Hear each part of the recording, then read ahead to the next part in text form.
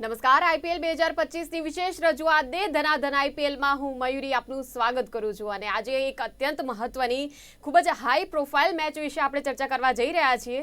આજે મુંબઈ ઇન્ડિયન્સ અને RCB royal Challengers Bengaluru ટકરાઈ રહ્યા છે એટલે એના વિશે ચોક્કસપણે આપણે વાત કરીશું। બંને ધુરંધર ખેલાડીઓ ધરાવતી ટીમ, બંને ખૂબ જ મજબૂત ટીમ અને સૌથી રસપ્રદ બાબત એ છે કે ટીમ ઇન્ડિયાના બે પૂર્વ કેપ્ટન્સ વચ્ચેની આ મેચ રમાવા જઈ રહી છે એટલે કે વિરાટ કોહલી અને રોહિત શર્મા આમને સામને ટકરાઈ રહ્યા છે અને એ પણ ક્યાં દર્શક મિત્રો, મુંબઈના વાનખેડે સ્ટેડિયમમાં। એટલે આપ વિચાર કરો કે વાનખેડેમાં માહોલ કેવા પ્રકારનો હશે। સૌથી પહેલા દર્શકોનો જે ઉત્સાહ છે એ તો ચરમસીમા પર હશે ને હશે જ, અને સાથે જ હવે એમઆઈની સામે આરસીબી જ્યારે હોય એટલે આ એ પ્રકારની મેચ છે કે જે રસ્તા ઉપર સન્નાટા પાથરી દે। આ એ પ્રકારની મેચ છે કે લોકો પોતાના સગળા કામ પડતા મૂકીને આ મેચ જોવા માટે દોડી જાય, પછી ઓટીટી પર જોવે કે ટીવી પર જોવે કે પછી ત્યાં જઈને જોવે, પણ આ પ્રકારની જે મેચ છે તે બિલકુલ ચૂકાય એવી હોતી નથી।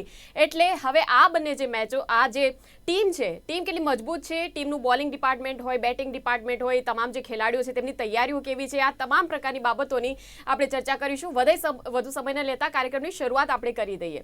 તો સ્ટુડિયોમાં મારી સાથે ઉપસ્થિત છે સ્પોર્ટ્સ એક્સપર્ટ અશોક મિસ્ત્રી। અશોકભાઈ, સ્વાગત છે આપનું કાર્યક્રમમાં। Thank you so much. તો કાર્યક્રમની શરૂઆતમાં એક અહેવાલ પર નજર કરી લઈએ।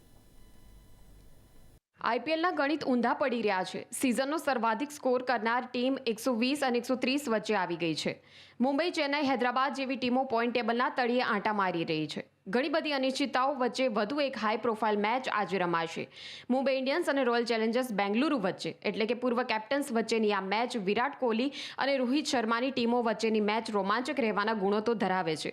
આજે સ્પીડસ્ટર જસપ્રીત બુમરાહ મુંબઈની ટીમમાં પરત ફરી રહ્યા છે, ત્યારે ટીમમાં એકતા અને જીતવાનો બોન્ડ લાવે તેવી અપેક્ષા છે। જે રીતે તિલક વર્મા જેવા આક્રમક બેટરને પેવિલિયનમાં રિટાયર્ડ આઉટ કરીને મોકલાવો અને તેના સ્થાને સેન્ટનરને મોકલવો આજે મેચ હારવી તે ચાહકોના ગળે ઉતર્યું નથી। ખેર, આજે હાર્દિક પંડ્યાની વધુ એક કસોટી છે। રોહિત શર્મા અને જસપ્રીત બુમરાહ બંને ટીમમાં પરત ફરી રહ્યા છે, ત્યારે મેચ રોમાંચક બને તેવી અપેક્ષા છે। મુંબઈની ટીમમાં રોહિત ઉપરાંત રિકલ્ટન, જેક્સ, સૂર્યા અને તિલક વર્મા પર બેટિંગનો ભાર છે। હાર્દિક પંડ્યા કેપ્ટન અને ઓલરાઉન્ડર તરીકે છે। ધીર, સેન્ટનર, ચાહર, બોલ્ટ વગેરે સારા બોલર્સ છે। બીજી તરફ બેંગલુરુમાં વિરાટ ઉપરાંત સોલ્ટ, પડિક્કલ, રજત પાટીદાર, લિવિંગસ્ટોન, જીતેશ ઉપરાંત Krunal, team David, Bhuvi, Hazlewood, યશ દયાલ જેવા બોલર્સ છે। બંને ટીમોમાં મુંબઈ 4માંથી 1 મેચ જીતીને 8મા ક્રમે છે, જ્યારે બેંગલુરુ 3માંથી 2 મેચ જીતીને 3જા ક્રમે છે।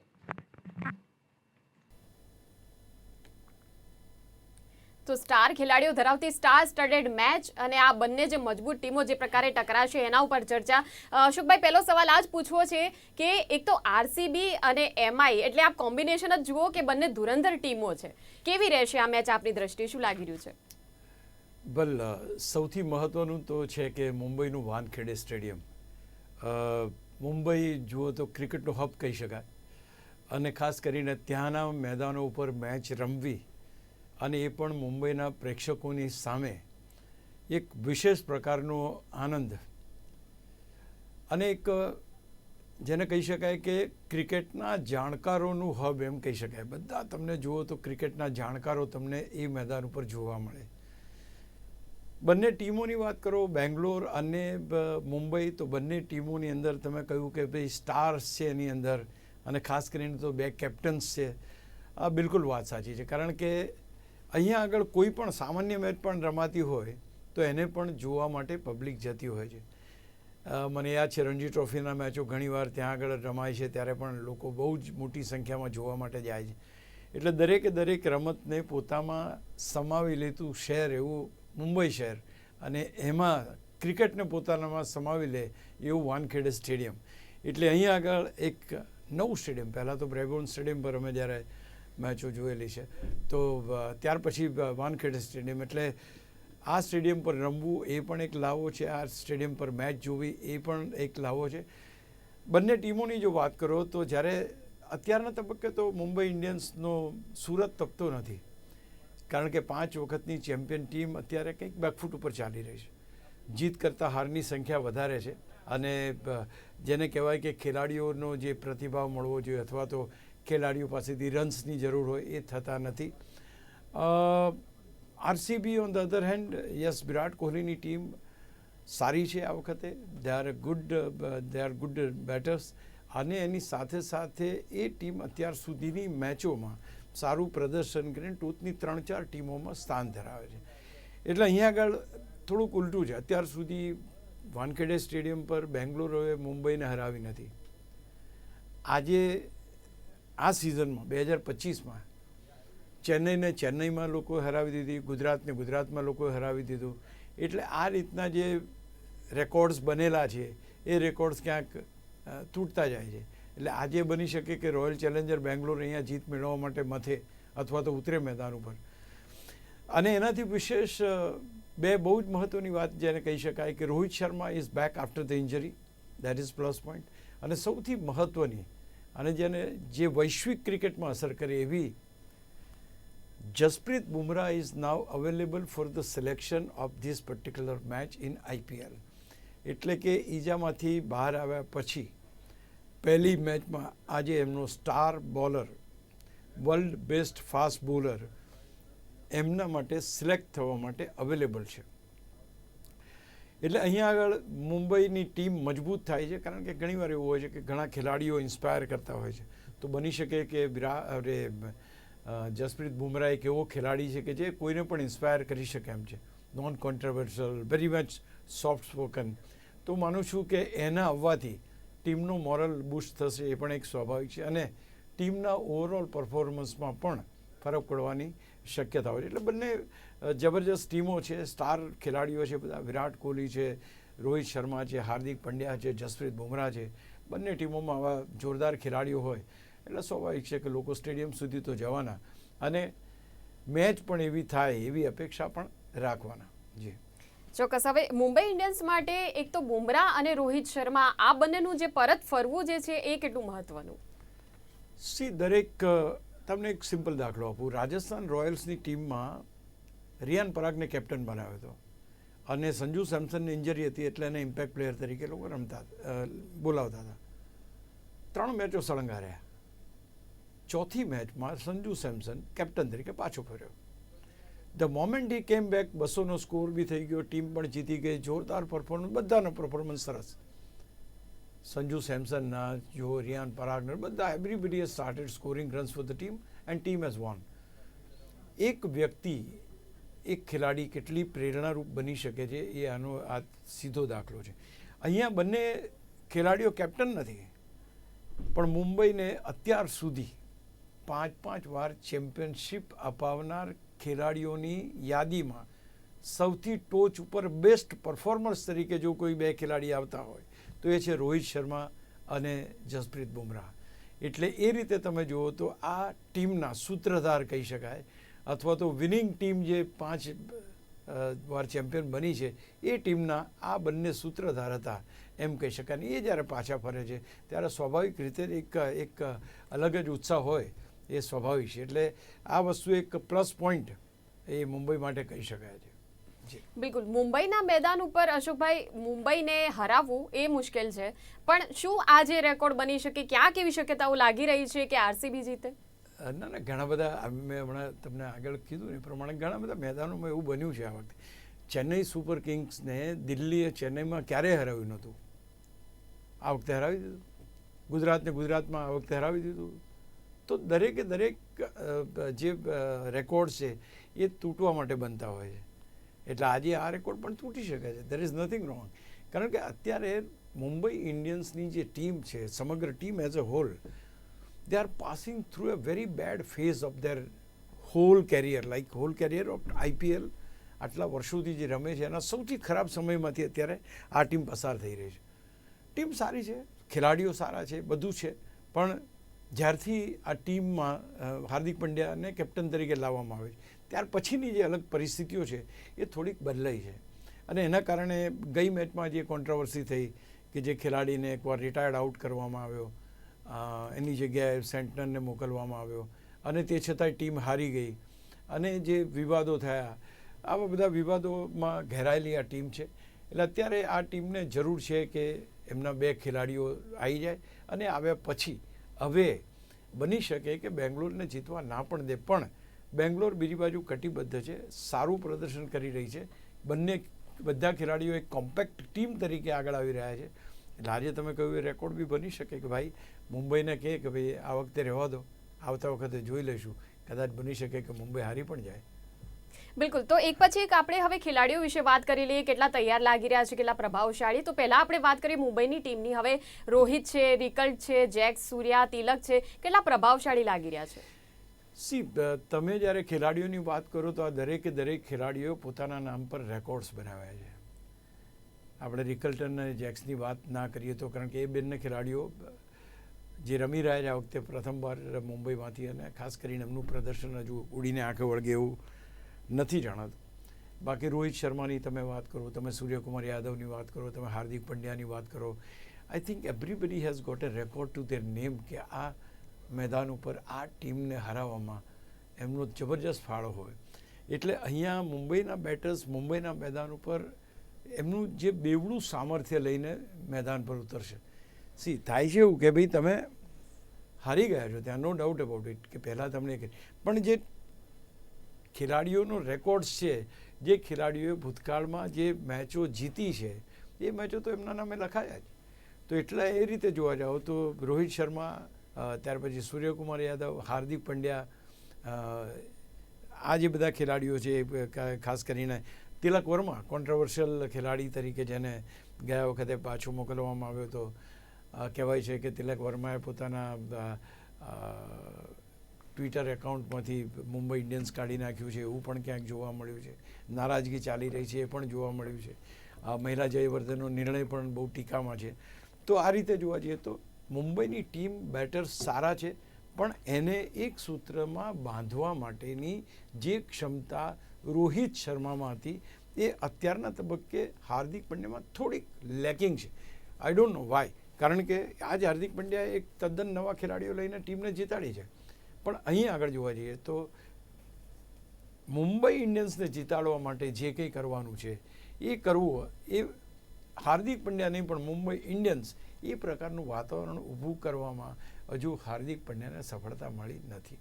ગયા વખતે એણે 5 વિકેટો લીધી, પણ ત્યાર પછી બેટિંગમાં જ્યારે ફિનિશ કરવાનું આવ્યું તો he was not able to score the runs which are required. Team હારી ગઈ, એના હાથમાં આખી બાજી હતી છતાં પણ ટીમ હારી ગઈ. અને એ જ વખતે તિલક વર્માને બહાર મોકલવામાં આવ્યો, સેન્ટરને અંદર લાવવામાં આવ્યો. તો ક્યાંક રેકોર્ડ્સ ધરાવે છે, પણ જે ટીમ સ્પિરિટ હોવો જોઈએ એ ટીમ સ્પિરિટ ક્યાંક લેકિંગ છે.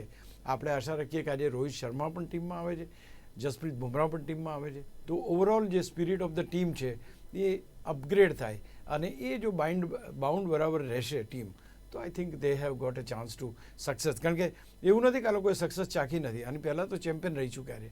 અચ્છા, બીજું સૌથી મહત્ત્વની વાત એ છે કે આ મુંબઈની ટીમ ભૂતકાળમાં 5 મેચોમાંથી 4 મેચો હારીના દાખલા છે, અને એ દાખલામાંથી બેઠા થઈને એ લોકો ચેમ્પિયન બન્યા છે. આ પણ રેકોર્ડ મુંબઈના નામે છે. એટલે અત્યારે મુંબઈ છેલ્લા ક્રમે છે અથવા તો મેચો હારી જાય છે એની ચર્ચા કરવા કરતાં કેટલી ક્ષમતા છે કે આ ટીમ હજુ પણ પરત ફરી શકે છે એની ચિંતા એ લોકોના કોચ અને જે બધા મેન્ટર્સ બધા બેઠા છે એ વિચારશે. કારણ કે ટીમ તો ભલે હાર્દિક પંડ્યા સંભાળે, પણ ઓવરઓલ તો જે સંભાળનાર છે સચિન તેંડુલકર જેવા દિગ્ગજો એની સાથે જોડાયેલા છે. ત્યાર પછી આ મહિલા જયવર્ધને છે, તો આ બધા ક્યાંક નક્કી કરશે. પોટેન્શિયલ પૂરતું, અહીંયાથી ઉપર જવાનું એટલે કે ટોચ પર જવાનું પોટેન્શિયલ પણ પૂરતું, ક્ષમતા પણ જબરજસ્ત. Only they have to be united, they have to have that bond which is missing this time. બિલકુલ. અશોકભાઈ, હવે આરસીબીની આપણે જ્યારે વાત કરીએ તો કેટલું સજ્જ લાગી રહ્યું છે? સોલ્ટ છે, વિરાટ છે, પડીકલ છે, પાટીદાર છે, લિવિંગસ્ટોન છે. સો આ જે ખેલાડીઓ છે મુંબઈ સામે જીત ઝીલી શકશે? જીત તો ઝીલી ચૂક્યા છે આ ખેલાડીઓ. કે મુંબઈ સામે પહેલાં રમ્યા ના હોય એવું નથી. They have played Jasprit Bumrah, they have played everybody. સવાલ એ છે કે આજે રમશે કે કેમ. એટલે આમાં શું થાય છે કે તમારી પાસે એક તો બહુ મુંબઈમાં મેં કહ્યું એ પ્રમાણે કે 6-7 ખેલાડીઓ બહુ જોરદાર તમારી પાસે. ઇવન રોહિત શર્મા જ્યારે ટીમમાં હતા ત્યારે ટીમ નહોતી જીતી શકી. તો જે જરૂરી છે ને એ સ્પિરિટ છે. સ્પિરિટ ઇન ધ સેન્સ કે મારે ટકવાનું છે, મારે રમવાનું છે, અને I have to lead the team from the front. આ લીડિંગ ફ્રોમ ધ ફ્રન્ટની જે વાત છે એ ક્યાંક દરેક કેપ્ટન માટે, જેમ સંજુ સેમસનની આપણે વાત કરી, અક્ષર પટેલની હું દિલ્હીમાં વાત કરું છું, કે આ જે ખેલાડીઓ છે they lead from the front, they perform and they shows the way to others કે તમે પરફોર્મ કરો. અહીંયા આગળ એવું બને છે કે એ જે વસ્તુ હોવી જોઈએ કે ઇન્સ્પિરેશન મળે ને પરફોર્મ કરવાની એ ક્ષમતા ઓછી છે. સિમિલર વે અહીંયા આગળ તમે જુઓ વિરાટ કોહલીની ઇન્વોલ્વમેન્ટ તમે જુઓ, એની બાકીના ખેલાડીઓ સાથે ઇન્વોલ્વમેન્ટ જોરદાર. રન્સ બનવા જોઈએ, સોલ્ટના રન્સ બનવા જોઈએ કે ભાઈ વિરાટ કોહલીના બનવા જોઈએ કે પાટીદારના બનવા જોઈએ, એ હજુ સુધી નથી બન્યા. Of course they have won the matches. અત્યારે કોઈ અલાર્મિંગ સિચ્યુએશન ઊભી નથી થઈ કે ટીમની પરિસ્થિતિ એકદમ ખરાબ હોય. દે આર વેલ ડન, સારી રીતે છે. તો અહીંયા આગળ ક્ષમતા હોવા છતાં અમુક ખેલાડીઓના પરફોર્મન્સ જોવા મળતા નથી. ગઈ મેચની અંદર વિરાટ કોહલી શરૂઆતમાં જ આઉટ થઈ ગયા, બધાને આઘાત લાગ્યો કે આટલું બધું એકદમ ઇઝીલી સોફ્ટ ડિસમિસલ થઈ ગઈ. આ ઘટના ઘટે તો એટલે અહીંયા ખેલાડીઓ સારા, ખેલાડીઓના પોતાના રેકોર્ડ્સ પણ સારા, પણ જેને કહેવાય ને કે હજુ એક ટીમ બનાવવાની છે, જે ટીમ એમ સપનું જોઈએ કે વી વોન્ટ ટુ વિન. આજે દરેક ખેલાડી એ સપનું લઈને ચાલે કે અમારે ચેમ્પિયન બનવાનું છે, તો I think things would be much better. અહીંયા ટીમને લીડ કરનાર ઓફકોર્સ એનો પણ બહુ મોટો એ છે કે ટીમને અહીંયા રજત પાટીદારને તમામ પ્રકારનું કોઓપરેશન કહો તમે તો વિરાટ કોહલી પાસેથી મળી રહે છે. એટલે he is very lucky. Team સારી છે, અત્યારે સારું પ્રદર્શન કરી રહી છે, સામે છેડે ખેલાડીઓ સારા છે, 2 ખેલાડીઓ સારા ઉમેરાય છે, પણ પ્રદર્શન સારું થયું નથી. એટલા માટે અહીંયા આગળ રોયલ ચેલેન્જર બેંગ્લોરની બેટિંગને પણ આપણે સલામ કરવી પડે. Yes, they have got a good batting lineup. બિલકુલ. મુંબઈનો બોલિંગ એટેક કેવા પ્રકારનો લાગી રહ્યો છે? આજે બુમરાહ તો છે જ, એના સિવાયની આપણે જો વાત કરીએ તો બોલ્ટ છે, ચહેર છે, વિઘ્નેશ અને સેન્ટનર મજબૂત લાગી રહ્યા છે. એકચ્યુઅલી જોવા જાવ ને તો બંને ટીમોના મોટામાં મોટું જે ડિફરન્શિએટર હોય ને એ બોલિંગ છે મારી દ્રષ્ટિએ. Mumbai has got a solid bowling power. પણ પેલા ખેલાડીઓ વિકેટ નથી લેતા એવું નથી, આ પ્રૂવ થયેલા ખેલાડીઓ છે. અને પેલા જે ખેલાડીઓ ક્યારેક આટલી બધી ટીમોની સામે જીત્યા છે તો એ લોકોએ વિકેટો તો લીધી છે. તો અહીંયા આગળ સવાલ એ છે કે તમારી પાસે જસપ્રીત બુમરાહના આવવાથી બોલિંગ ડિપાર્ટમેન્ટ મજબૂત બન્યું. પહેલી વસ્તુ એ, ગયા વખતે હાર્દિક પંડ્યાએ 5 વિકેટો લીધી હતી. તમારી પાસે ટ્રેન્ટ બોલ્ટ છે, એટલે 3 તો એ ઝડપી ખેલાડીઓ આવી ગયા તમારી પાસે. દીપક ચહર છે, પહેલાં ચેન્નઈ સુપર કિંગમાં, હવે અહીંયા રમે છે. ત્યાર પછી એક વિઘ્નેશ કરીને નવો ખેલાડી, યુવા ખેલાડી આવ્યો છે. આજે રમે છે કે નહીં આપણે જોવું રહેશે, પણ એક ખેલાડી કે જે સારી બોલિંગ કરે છે. તો અહીંયા આગળ world best bowlers are there in Mumbai Indians. Jasprit Bumrah, Trent bolt એમના પોતપોતાના દેશના લીડિંગ બોલર્સ. ત્યાર પછી દીપક ચહર તમે લઈ લો, હાર્દિક પંડ્યા લીડિંગ ઓલરાઉન્ડર. ત્યાર પછીના બાકીના ખેલાડીઓ, સેન્ટનર લઈ લો, એની ટીમનો કેપ્ટન અને એની ટીમનો એક જોરદાર ખેલાડી. તો હું માનું છું કે મુંબઈ ઇન્ડિયન્સની જે બોલિંગ છે એ વધારે પ્રભાવશાળી જણાય છે. ઓકે, બેંગલુરુની આપણે વાત કરીએ અશોકભાઈ, ભુવી, હેઝલવુડ છે, યશ દયાલ છે, સુયાંશ છે, કેટલા અસરકારક પુરવાર થઈ શકે? અસરકારક, see this is very important. અસરકારક કેટલા પુરવાર? તમારી પાસે સ્ટાર બોલર્સ હોય, તમે પેટ કમિન્સ જુઓ તો બહુ બધા રન આપી રહ્યા છો ઘણી વખત.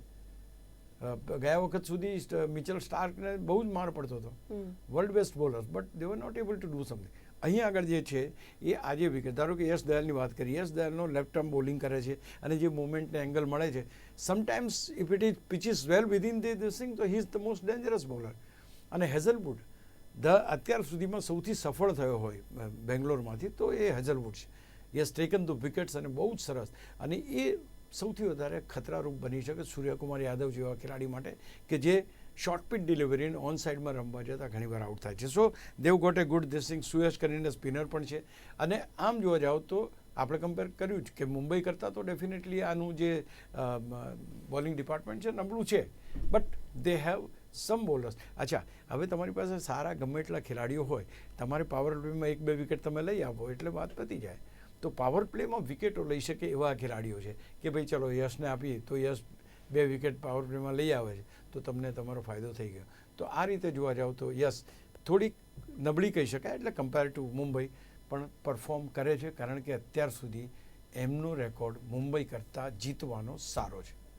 બિલકુલ. અને હવે સૌથી મહત્વનો સવાલ, અને જેનો જવાબ એ પ્રકારનો છે કે તમામ દર્શક મિત્રોને જાણવો હશે. પોઈન્ટ ટેબલની આપણે વાત કરી લઈએ, કેવી સ્થિતિ છે પોઈન્ટ ટેબલ પર? ટીમો કેટલી મજબૂત લાગી રહી છે? અત્યારની પરિસ્થિતિ જે રીતે છે, દિલ્હી અને ગુજરાત આ બંને ટીમો ટોચ ઉપર છે. બંને ટીમોના 6 પોઈન્ટ છે.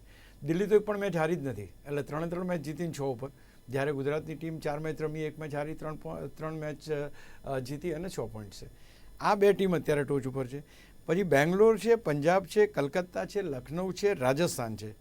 આ જે ટીમો 5 ટીમો છે એમના 4-4 પોઈન્ટ્સ છે. હવે આ 5 ટીમોના 4-4 પોઈન્ટ્સ એટલે નેટ રન રેટથી ઉપર નીચે થયેલી ટીમો ગણી શકાય. એટલે એક મેચ જીતે અથવા એક મેચ હારે તો અહીંયા આગળ સીધી અસર તમને જોવા મળે. માત્ર સૌથી ખરાબ દશામાં મુંબઈ છે, ચેન્નઈ છે અને હૈદરાબાદ છે. કારણ કે એમની પાસે માત્ર 2 પોઈન્ટ્સ, એટલે કે અત્યાર સુધી રમેલી મેચોમાંથી માત્ર એક જ મેચ જીતી શક્યા છે. સૌથી મહત્ત્વની આજની મેચ જો કોઈને પોઈન્ટના લિહાઝથી છે તો એ છે મુંબઈ ઇન્ડિયન્સ. કારણ કે છેક નીચે, છેક તળિયે છે 8, 9 અને 10ની ટીમ, એને ક્યાંક ફર્સ્ટ 5માં આવવાની તમન્ના સ્વાભાવિક છે. એટલે આ પરિસ્થિતિ છે. હૈદરાબાદ 5 મેચો રમ્યા છે, સતત 4 મેચો લોકો હારી ગયા અને પહેલી મેચની અંદર સૌથી વધારે આઈપીએલનો સ્કોર બનાવી નાખ્યો. તો આ રીતે પરિસ્થિતિ છે. સારી ટીમો હોવા છતાં. અને છેલ્લી 3 મેચોમાં કઈ ટીમો છે? 5 વાર ટાઇટલ જીતેલી ચેન્નઈ, 5 વાર ટાઇટલ જીતેલું મુંબઈ, ગયા વખતની રનર્સઅપ ટીમ હૈદરાબાદ, આ બધી ટોચની ટીમો અત્યારે છેલ્લી 3 ટીમોમાં છે. એટલે ઘમાસાણ જબરજસ્ત છે. અને જે 4-4 પોઈન્ટ્સવાળી ટીમો છે એવી 5 ટીમો છે, એમનો અપગ્રેડેશન થશે. એ મેચ જીતે અને પોઈન્ટ્સ મેળવે એના કરતાં નેટ રન રેટ સુધારીને, એટલે કે મોટા માર્જિનથી મેળવેલી જીત એ નેટ રન રેટમાં સુધારો કરશે અને એમને ઉપર લઈ જશે. 14 મેચો રમવાની છે, હજુ 4-5 મેચો છે. ડેફિનેટલી આપણને એમ લાગે કે અહીંયા પણ હા, શરૂઆતથી જે મૂડી બચાવે અથવા તો શરૂઆતની મેચો જીતીને ભેગા કરેલા પોઈન્ટ્સ એ પાછળની મેચો કદાચ 1-2 ના જીતાય તો વાંધો ના આવે. એ રીતની જેની પૂંજી હશે એ બચત એને જીતાડી જશે. તો હજુ ઘમાસાણ પોઈન્ટ ટેબલ ઉપરનું યથાવત છે. ચોક્કસ અશોકભાઈ, એટલે લાગી રહ્યું છે જે પ્રકારની આપણી આજે ચર્ચા થઈ છે, હવે બંને ટીમો તો સજ્જ જ છે, પણ આખરે રમતના મેદાન ઉપર જે પ્રકારનું પરફોર્મન્સ નીકળીને બહાર આવે છે બસ એ જ સૌથી નિર્ણાયક બની રહે છે. એટલે આપણને એવું લાગી રહ્યું છે કે હવે વાનખેડે છે, વાનખેડે કોને ફળે છે બસ એ જ જોવાનું રહ્યું. સો અશોકભાઈ, થેન્ક યુ વેરી મચ, આપ જોડાયા. ખૂબ જ સરસ પ્રકારની આ એક જે ચર્ચા રહી છે અને બસ હવે આ નજર એ જ રહેશે અને સતત દર્શકોને પણ આપણે અપડેટ્સ તો આપતા રહીશું. હાલ આ ચર્ચામાં આપ જોડાયા બદલ ખૂબ ખૂબ આભાર. Thank you very much. તો દર્શક મિત્રો, ખરાખરીનો ખેલ રમાવાનો છે, ખરાખરીનો જંગ છે, કેમ કે મુંબઈની ટીમ છે અને આરસીબી છે, એટલે ધુરંધરોની ટીમ છે અને ધુરંધર કેપ્ટનો પણ એકબીજા સાથે ટકરાવાના છે વાનખેડાના મેદાન ઉપર. શું મેચનું પરિણામ આવે છે, શું મેચનો સ્કોર આવે છે અને મેચ કેવા પ્રકારે આગળ વધે છે, તમામ બાબતો સતત આપના સુધી પહોંચાડતા રહીશું. હાલ આ ચર્ચાનું સમાપન કરીએ છીએ અને આવતીકાલે સવારે ફરી મળીશું જ્યારે આ મેચનું આપણે એનાલિસિસ કરીશું. ત્યાં સુધી હાલ આ ચર્ચામાં રજા આપશો. આપ જોતા રહો ગુજરાત ન્યૂઝ સત્યની સાથે. નમસ્કાર.